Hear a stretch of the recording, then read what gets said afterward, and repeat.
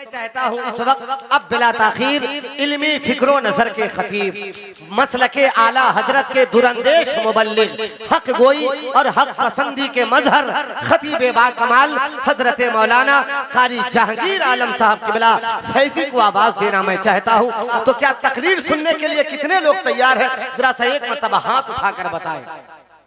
माशाअल्लाह। अब जोरदार नारा लगा लीजिए मोहब्बत के साथ, नारे तकबीर। अच्छा, नारा लगाने के लिए कहा जा रहा है तो कुछ लोग बड़ी पसमुर्दगी का इजहार कर रहे हैं, थोड़ी सी मायूसी नजर आ रही है, इसको दूर कीजिए, अपने चेहरे पे बशाशत लाइए, मुस्कुराइए, एक मरतबा मुस्कुराते हुए जोर से बोलिए या रसूल अल्लाह। ऐसे नहीं होगा इश्तियाक भाई, आपको भी मुस्कुराना बहुत जरूरी है। अच्छा एक बात बताइए, जो शराब पीता है उसको हम लोग अपनी जबान में क्या कहते हैं? जरा सा बोलिए, डरिए नहीं, क्या कहते हैं? शराबी। जो जुआ खेलता है उसको क्या कहते हैं? जुआरी। जो गांजा पीता है उसको, आप भी बोलिए ना जरा शानदार भाई, जो चरस पीता है उसको क्या कहते हैं? चरसी। एक चरसी कब्रिस्तान में चरस पी रहा था, पुलिस आ गई तो चरसी ने चरस छुपा दिया। पुलिस वालों ने कहा कि इधर कब्रिस्तान में तुम लोग बैठ के क्या कर रहे हो? वो चरसी कहता है कि कुछ नहीं, अपने अब्बा की कब्र पे हम फातिहा पढ़ रहे हैं। तो पुलिस वाले दिल ही दिल में सोच रहे हैं, ये जिस कब्र के सामने बैठा हुआ है ये किसी छोटे बच्चे की कब्र है, और ये कह रहा है कि अपने अब्बा की कब्र पे हम फातिहा पढ़ने आए हुए हैं। तो पुलिस वालों ने थोड़े से गुस्से का इजहार किया और फिर कहा कि इधर कब्रिस्तान में क्या कर रहे हो? वो चरसी ने कहा कि बोले ना अब्बा की कब्र पे हम फातिहा पढ़ने आए हैं। तो पुलिस वालों ने कहा कि ये तो किसी छोटे बच्चे की कब्र है। वो चरसी कहता है जी हमारे अब्बा बचपन ही में इंतकाल कर गए। जरा सा मुस्कुराइए, आप मुस्कुराते हैं तो बहुत खूबसूरत लगते हैं। अगर आप बेदार हो गए तो जरा सा उसी बेदारी के साथ अपने हाथों को लहराइए और जोर से बोलिए या रसूल अल्लाह, और जोर से बोलिए या हुसैन। ऐसे नहीं, जरा सा हम लोग इमाम हुसैन के मानने वाले हैं, हुसैनी तेवर दिखाइए।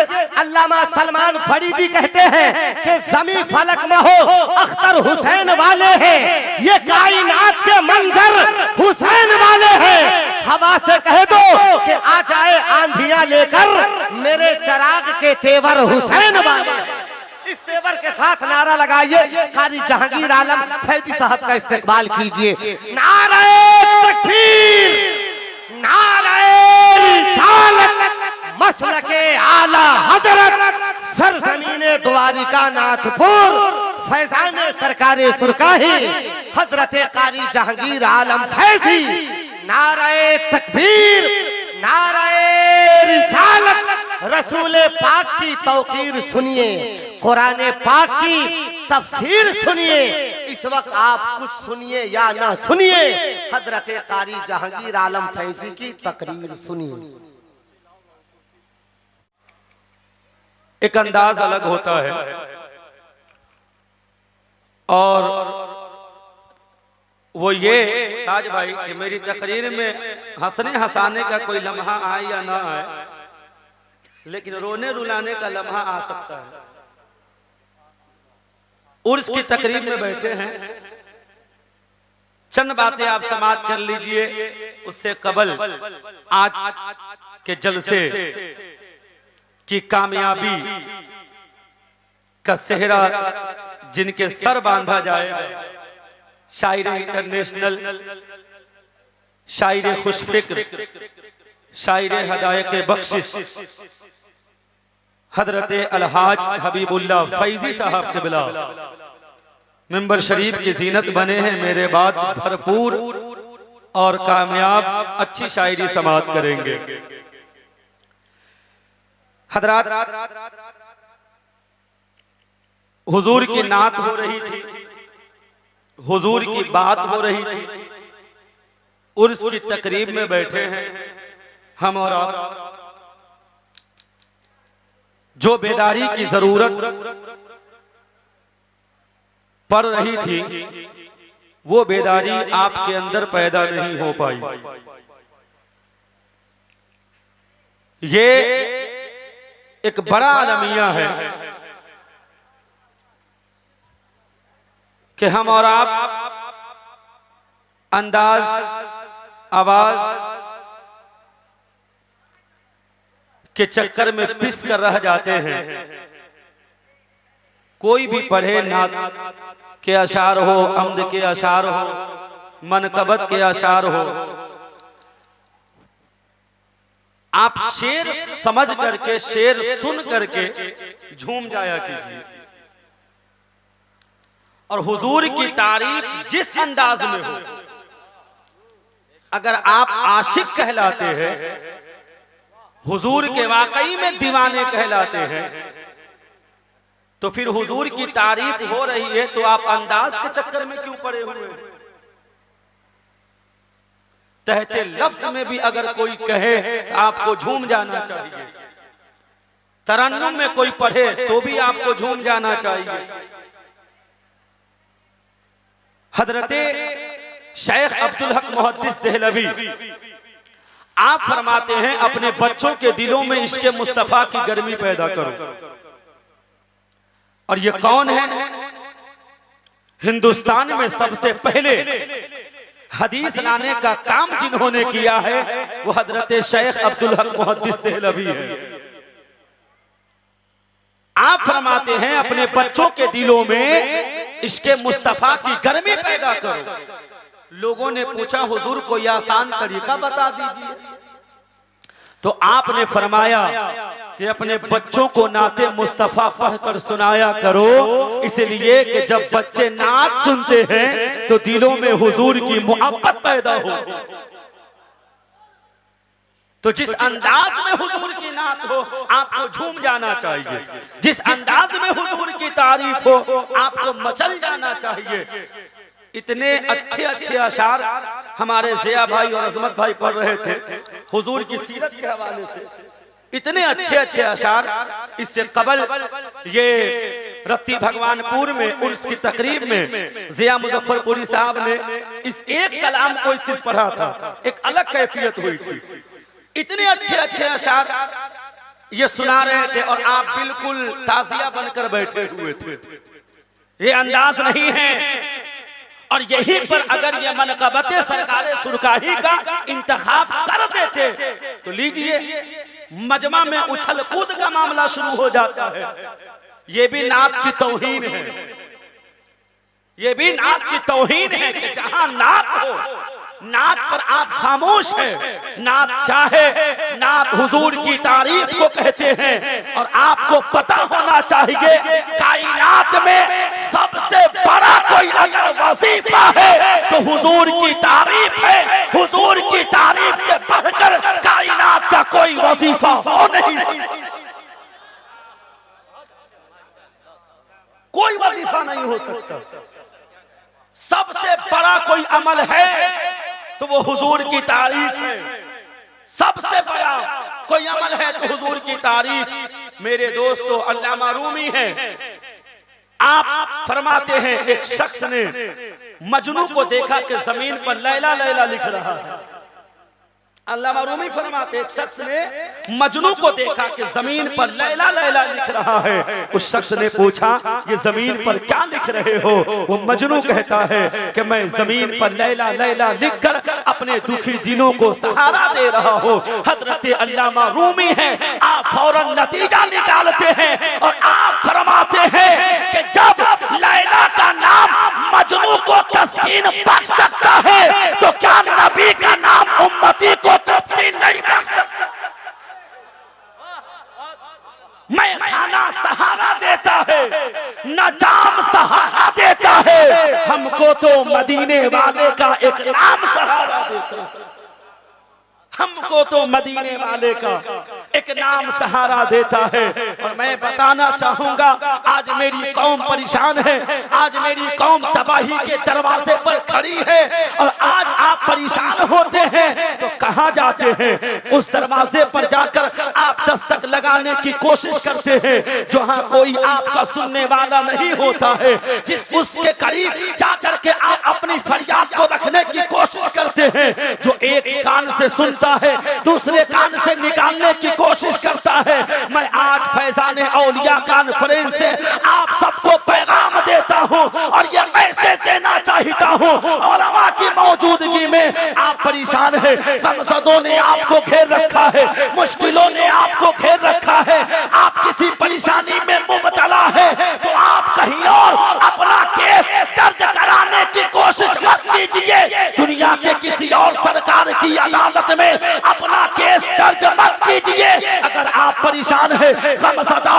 मुश्किलों ने घेर रखा है, तो आइए मदीने वाले आका की बारगाह में अपना केस दर्ज कीजिए और कह दीजिए या रसूल अल्लाह, फिर के गली गली तबाह ठोकरें सबकी खाए क्यों, दिल को जो अक्ल दे खुदा तेरी गली से जाए क्यों, रुख रुखते का फला का शोर कष्ट हमें उठाए क्यों, सोए हैं उनके साए में कोई हमें जगाए क्यों, और अब तो ना रोकेगा नहीं, आदतें सच बिगड़ गई, मेरे करीम पहले ही लुक़्मे तर खिला।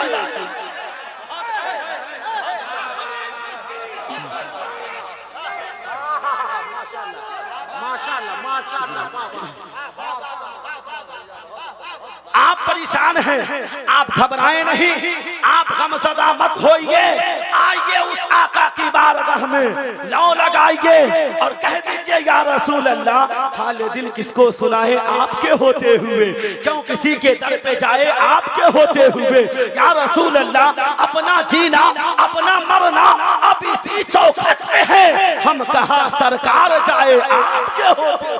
क्या बात है, नारे तकबीर, आप जोर से जवाब दीजिए नारे का। ये हजरत कारी जहांगीर आलम फैदी साहब क़िबला का तेवर आप देख रहे हैं। थोड़ी देर के बाद हजरत अलहाज हबीबुल्लाह फैदी साहब का भी तेवर देखेंगे।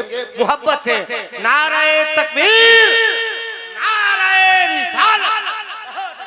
मेरे दोस्तों, आप परेशान मत होइए, ताजुद्दीन भाई हम लोग लावारिस नहीं हैं, हम सब का वारिस है, अपने वारिस को याद कीजिए, आइए उस नबी के कौनो मका की बारगाह में अपना केस दर्ज कीजिए, जिनके हवाले से बरेली के इमाम ने बहुत पहले कहा, कौन देता है देने को मुंह चाहिए, देने वाला है सच्चा हमारा। कौन मुस्तफा, कौन मुस्तफा? एक जुमला मैं अर्ज कर दूं, एक जुमला, जात दो है मर्जी एक है, जात दो है फेल एक है, जात दो है मनशा एक है। आपकी पूरी तवज्जो होनी चाहिए, इंशाअल्लाह मजा आएगा।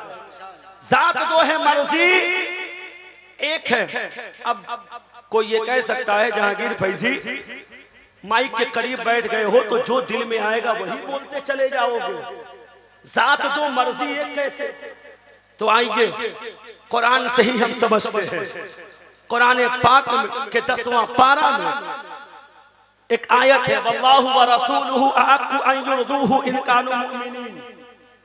ये 10वां पारा की आयत है, वल्लाहु व रसूलुहु अहक्कु अन युरदूहु इन कानू मुमिनीन। इससे पहले अरबी का एक कायदा समझ लीजिए, अरबी का एक कायदा समझ लीजिए कि वाहिद के लिए वाहिद की ज़मीर का इस्तेमाल होता है, तस्निया के लिए तस्निया की ज़मीर का इस्तेमाल होता है, और जमा के लिए जमा की ज़मीर का इस्तेमाल होता है। क्या मतलब? हु वो, हुमा वो दोनों, हुम वो सब। बात समझ में आ रही है? जैसा कि इसको और उतर कर समझ लीजिए ताकि आपको बात समझ में आ जाएगी। हम एक अगर किसी सहाबी का नाम लेते हैं तो क्या कहते हैं? हजरते अबू बकर सिद्दीक रज़ियल्लाहु ताला अन्हु, यही कहते हैं ना। हु चूंकि एक का नाम आपने लिया है तो वाहिद की ज़मीर का इस्तेमाल यहाँ होता है, और दो का नाम अगर एक साथ लेते हैं तो क्या कहते हैं? हजरते अबू बकर उमर रज़ियल्लाहु ताला अन्हुमा। दो का नाम चुके दो है तो तस्निया की ज़मीर का इस्तेमाल हुआ। अब अगर तीन या तीन से जायद का हम ले रहे हैं तो क्या होगा? जैसे कि हजरते अबू बकर उमर उस्मान अली, अब यहाँ होगा रज़ियल्लाहु ताला अन्हु। हुमा हु वाहिद, हुमा तस्निया और हुम जमा। यहाँ देखिए वल्लाहु व रसूलुहु अहक्कु अन युरदूहु, यहाँ वाहिद की ज़मीर का इस्तेमाल हुआ, और तस्किरा दो साथ, अल्लाह और उसके रसूल का, अल्लाह और उसके रसूल का जब दो साथ का तस्करा हुआ तो यहाँ तस्निया की ज़मीर का इस्तेमाल होना चाहिए, हु की जगह हुमा होना चाहिए, लेकिन यहाँ वाहिद की ज़मीर का इस्तेमाल हुआ है। मैं कुरान पर एतराज़ नहीं कर रहा हूँ, बल्कि कुरान की जामियत की तरफ आपके ज़हन को ले जाना चाहता हूँ और बताना चाहता हूँ। कुरान ने दो साथ का जिक्र करके वाहिद की ज़मीर का इस्तेमाल करके रहती दुनिया तक के ये बता दिया साथ दो है मर्सी एक है। तब तो आला हजरत ताज़ीमुल बरकत कंजुल करामत जबलुल इस्तिकामत हक्कानियत की शान सुन्नियत की जान इमाम अहमद रज़ा खान अलैहि रहमतो व रिज़वान पुकार उठे खुदा की रज़ा चाहते है तो आलम खुदा चाहता है रज़ा। साथ दो है मर्जी अब साथ दो है फेल फेल कहते काम को, कई माने हैं इसके, लेकिन एक माना काम भी है ना भाई। फेल कहते काम को, साथ दो फेल एक। तेजी से सुन लीजिए, उसके बाद चंद बातें मैं करूंगा और फिर मैं अपनी जगह लेने की कोशिश करूंगा, इसलिए कि जो हालात मैं देख रहा हूं ये महसूस हो रहा है कि यकीनी तौर पर आपको जरूरत है अलहाज हबीबुल्लाह फैजी साहब कबिला की, है ना। लेकिन चूंकि मुहब्बतों ने मुझे भी आवाज दिया, मैं भी आ गया, है ना, तो चंद बातें सुन लीजिए। साथ दो फेल कुरान शरीफ से इसको समझ लीजिए, कुरान शरीफ से। जब हजरते दाऊद अलैहिस्सलाम ने जालूत का कत्ल किया, और दाऊद कौन है? ये अल्लाह के नबी हैं, ये अल्लाह के नबी हैं हजरत दाऊद अलैहिस्सलाम। इन्होंने जब जालूत का कत्ल किया तो अल्लाह ने वाज़े तौर पर कुरान में फरमाया व क़तल दाऊद, दाऊद ने जालूत का कत्ल किया। जिसने जो काम किया उसके तरफ मंसूब किया, वाज़े तौर पे कहा व क़तल दाऊद जालूत, दाऊद ने जालूत का कत्ल किया। लेकिन मेरे दोस्तों, जब यही काम उसका महबूब करता है तो अल्लाह ताला कुरान में फरमाता है फलम तक़तुलूहुम वलाकिन्नल्लाह क़तलहुम वमा रमैता इज़ रमैता वलाकिन्नल्लाह रमा। महबूब, आपने उसे कत्ल ना किया बल्कि मैंने कत्ल किया। वमा रमैता इज़ रमैता वलाकिन्नल्लाह रमा। महबूब, हिजरत की शब जो आपने कंकरिया उठा दुश्मनों की जानी फेंकी थी, वो आपने ना फेंकी थी बल्कि मैंने फेंकी थी। फिर बरेली से आवाज आती है खुदा खुदा का यही है दर, नहीं और कोई नफर मकर जो वहां से हो यहाँ आके हो, जो यहाँ नहीं वो वहां नहीं,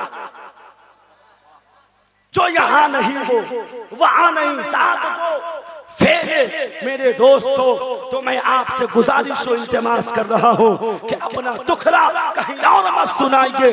आइए मदीने वाले मुस्तफा की बात, हुजूर से ज्यादा कायनात में कोई आपका सुनने वाला नहीं, कोई सुनने वाला नहीं है। हजरात, हम और आप उर्से अब्दुल लतीफ शाह अलैहि रहमा में शिरकत की सआदतें हासिल कर रहे हैं।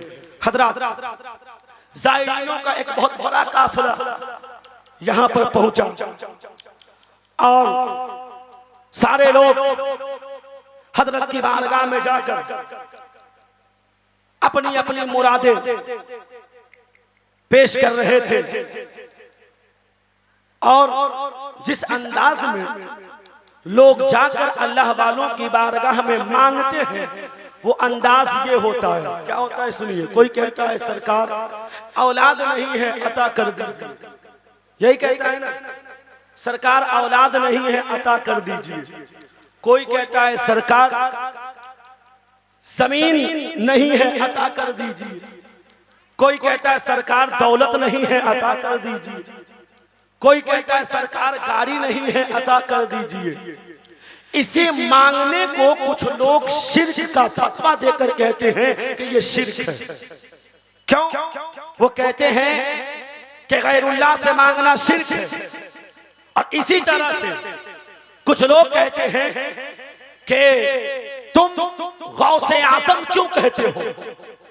अब्दुल कादिर जिलानी को गौस कहना शिर्क है। हम लोग आरास में शिरकत करते हैं, अल्लाह वालों की बारगाह में जाते हैं, तो इस हवाले से अपने अकीदे को मजबूत कर लीजिए। मैं आपके वक्त को जाया करने के लिए नहीं बैठा हूं, इस हवाले से अपने अकीदे को मजबूत कर लीजिए और जो बात बता रहा हूं इसको आप अपने अंदर बैठा लीजिए। इंशाअल्लाह इस हवाले से पूरी जिंदगी आपके अकीदे पर कोई हमला करने की कोशिश नहीं करेंगे। हम अल्लाह वालों की बारगाह में तो जाते हैं, हिंदुस्तान के राजा सरकार गरीब नवाज की बारगाह में जाते हैं, जाते कि नहीं जाते? कोई आपकी कलाई को पकड़कर अगर ये कह दे कि तुम गरीब नवाज क्यों कहते हो, गरीबों को नवाजने वाली जात अल्लाह की है, मोइनुद्दीन को गरीब नवाज कहना शिर्क है, तो आप क्या जवाब देंगे? जवाब आप सुन लीजिए। कोई कहेगा फरियाद रस अल्लाह है, तुम बंदा अब्दुल कादिर को गौसे आजम क्यों कहते हैं? ये शिर्क है। हम लोग मौला अली मुश्किल कुशा कहते हैं, हजरत अली को मुश्किल कुशा कहते हैं। कोई कहेगा ये शिर्क है, मुश्किलों को टालने वाली जात अल्लाह की है। क्या जवाब रहेगा? कोई कहेगा इन सब से मांगना शिर्क। और फिर मेरे दोस्तों, जो भटकाने की कोशिश करता है ना, वो भी मजबूती से बात करता है। कुरान का हवाला वो भी देगा, वो कहेगा कुरान का जो हवाला देता है, जिन जिन आयतों की तिलावत वो करता है, उसमें से कुछ आयतें मुझसे सुन लीजिए। वअन्ज़िर बिहिल लज़ीना यख़ाफ़ूना अन युहशरू इला रब्बिहिम लैसा लहुम मिन दूनिही वलिय्युन वला शफ़ीउन लअल्लहुम यत्तक़ून। एक ये आयत है। दूसरी आयत है अलम तअलम अन्ना लहू मुल्कु समावाति वल अर्द व मा लकुम मिन दूनिल्लाहि मिन वलिय्यिन वला नसीर। इसी तरह की कुछ आयतों का इंतखाब होता है, जैसा कि अल्लज़ीन तत्तखिदू मिन दूनी वकीला।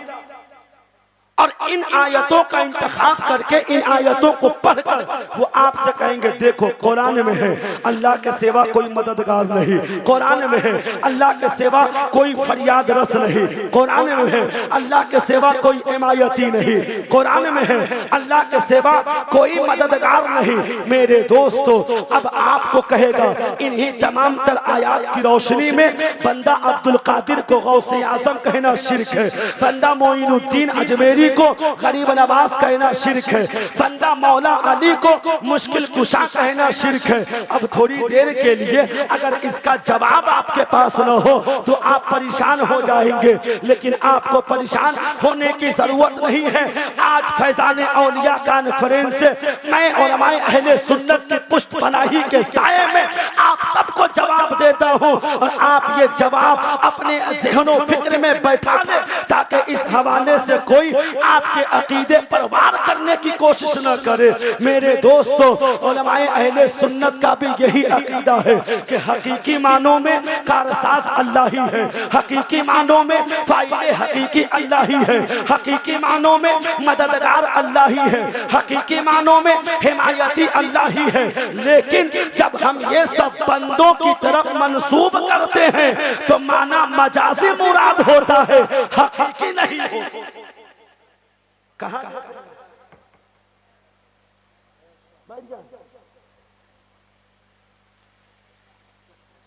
चंद बातें सुन लीजिए। मैं जानता हूं कि खतीब को लोग सिर्फ रस्मन बुलाते हैं, हाँ, इसलिए कि जलसे में अगर ये वो खतीब भी ना रहेगा तो थोड़ी देर के लिए वक्त कैसे गुजरेगा, है ना।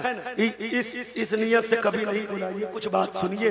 नात खानी ये सुनने से और सुनाने से मैं मना नहीं करता हूँ। कौन मना कर सकता है? हुजूर की तारीफ से जो मना करे वो गधा ही हो सकता है ना।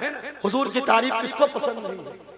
और जहाँ बात हुजूर की तारीफ की होती है, नात की होती है, तो मुझे वो दो मिसरे याद आते हैं कि मुतरिब से कहो कि छेड़े जरा उस जाने तमन्ना का किस्सा, फुरकत के भयानक लम्हों में कुछ दिल को सहारा,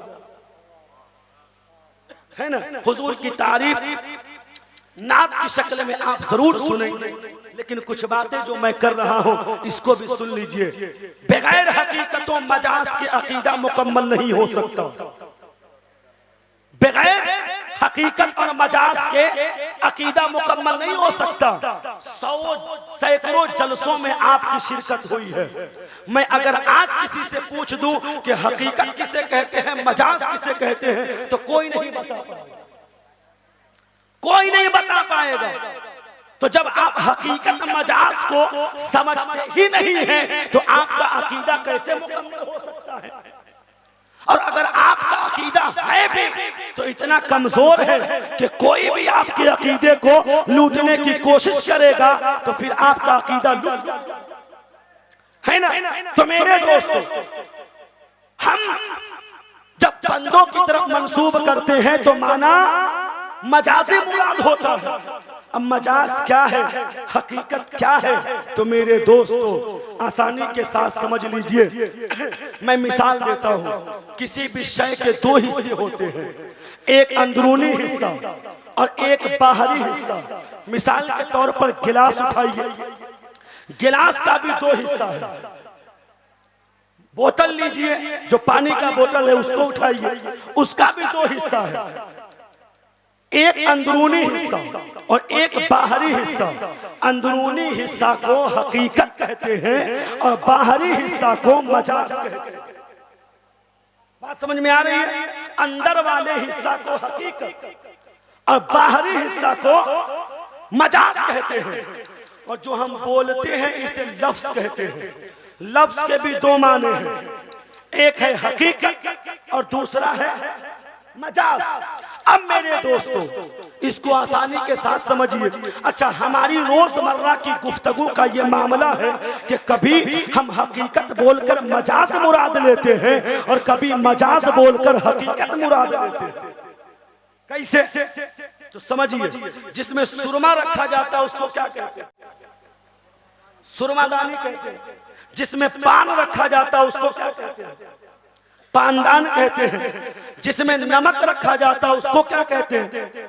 नमकदानी कहते हैं। अच्छा, ये बताइए कि मच्छरदानी को मच्छरदानी क्यों कहते हैं? क्यों कहते हैं? एजुकेटेड लोग बैठे हैं, पढ़े लिखे लोग बैठे हैं, समझदार लोग बैठे हैं, है ना। बताइए मच्छरदानी को मच्छरदानी क्यों कहते हैं? मच्छरदानी में कौन रहता है? आदमी। तो असल में हबीबुल्लाह साहब उसे आदमी दानी होना चाहिए,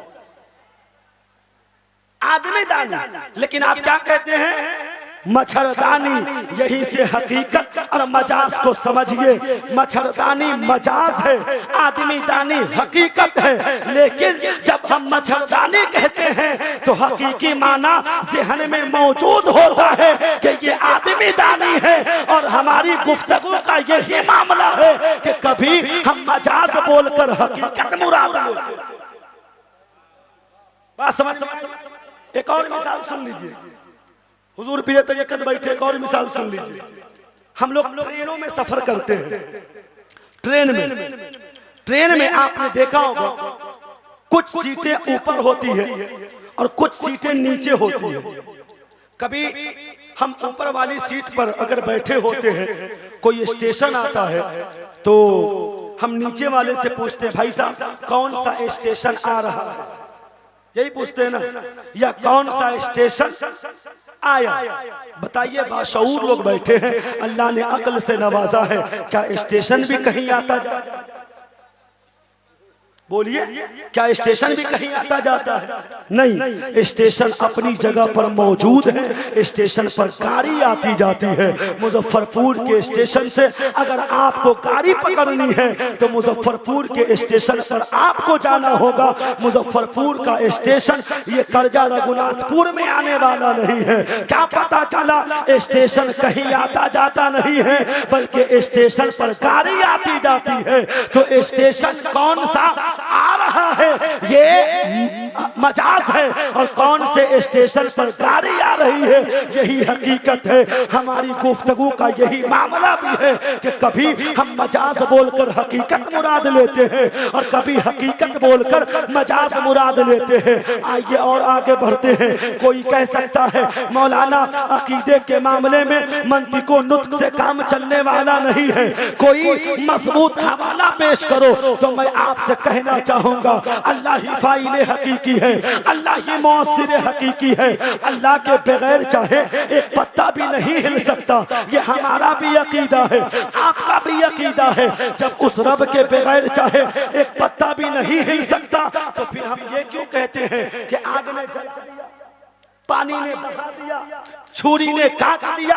अब कोई कहे मौलाना इन चीजों में ताकत होती है इसलिए ये चीजें अपना काम करती है, तो मैं कहना चाहूंगा और मैं पूछना चाहूंगा, बताओ अगर आग में जलाने की ताकत है तो हजरत इब्राहिम अलैहिस्सलाम को आग ने क्यों नहीं जलाया? अगर पानी में बहाने की ताकत है तो हजरत मूसा और उनके हवारियों को पानी ने क्यों नहीं बहाया?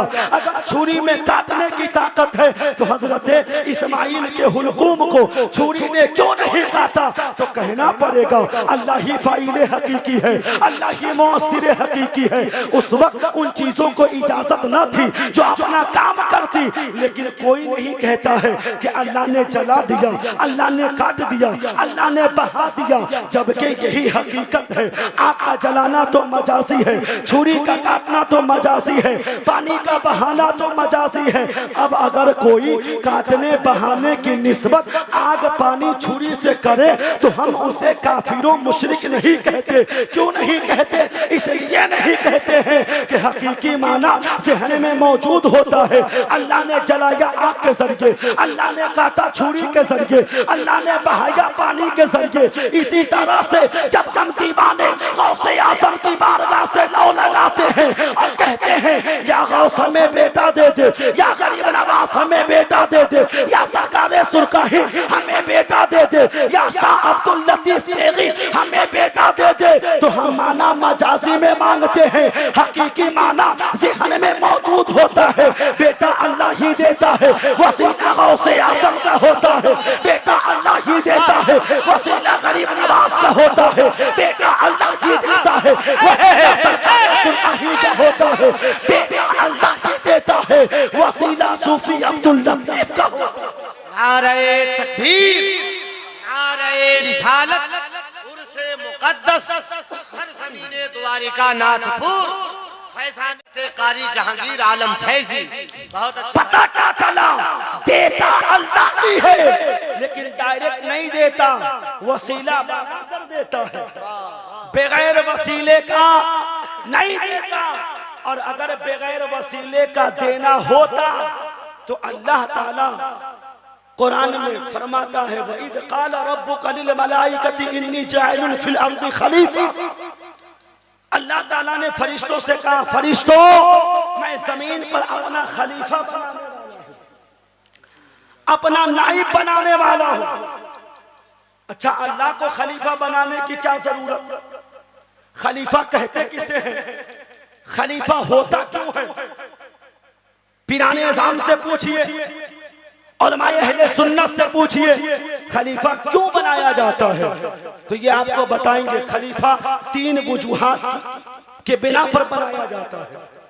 और वो क्या? पहली वजह, अपने मरने का यकीन हो तो खलीफा बना लो। क्यों? इसलिए कि मेरे मरने के बाद मेरे मिशन को मेरा खलीफा चला, इसलिए खलीफा बनाओ। दूसरी वजह बयान करते हैं कि अगर अपने गायब होने का इम्कान हो तो खलीफा बनाओ। गायब होने से मतलब क्या?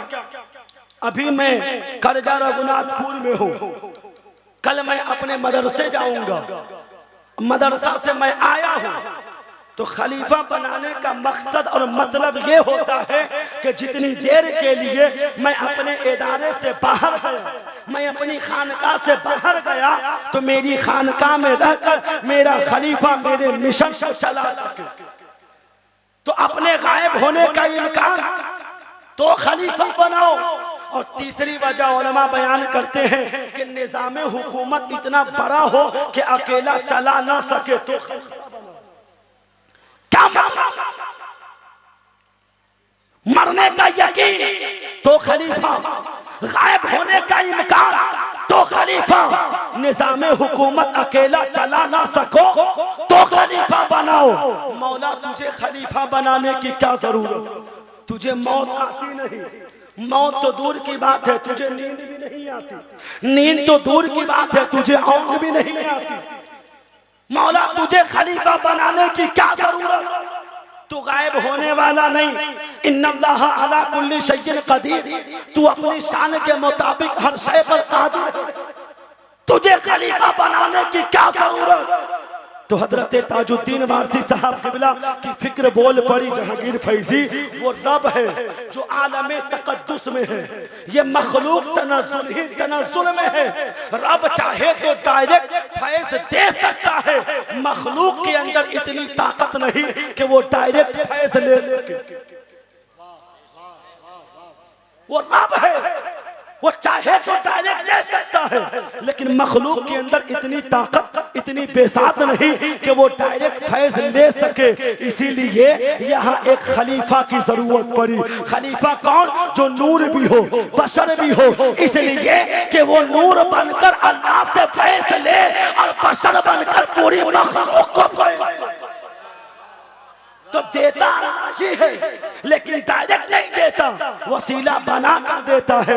मेरे दोस्तों, मैं लंबी बात न कर जाऊं, इसलिए समझते हुए एक आखिरी बात, देता अल्लाह है, ये बात समझ में आ गई, लेकिन वसीला बना कर देता है, ये बात भी समझ में आ गई। आखिरी बात सुन लीजिए, तुम गौसे आजम क्यों कहते हो, गरीब नवाज क्यों कहते हो, है ना, तुम मुश्किल कुशा क्यों कहते हो। तो मैं कहना चाहूंगा कि फिर तुम सिद्दीक़ अकबर क्यों कहते हो।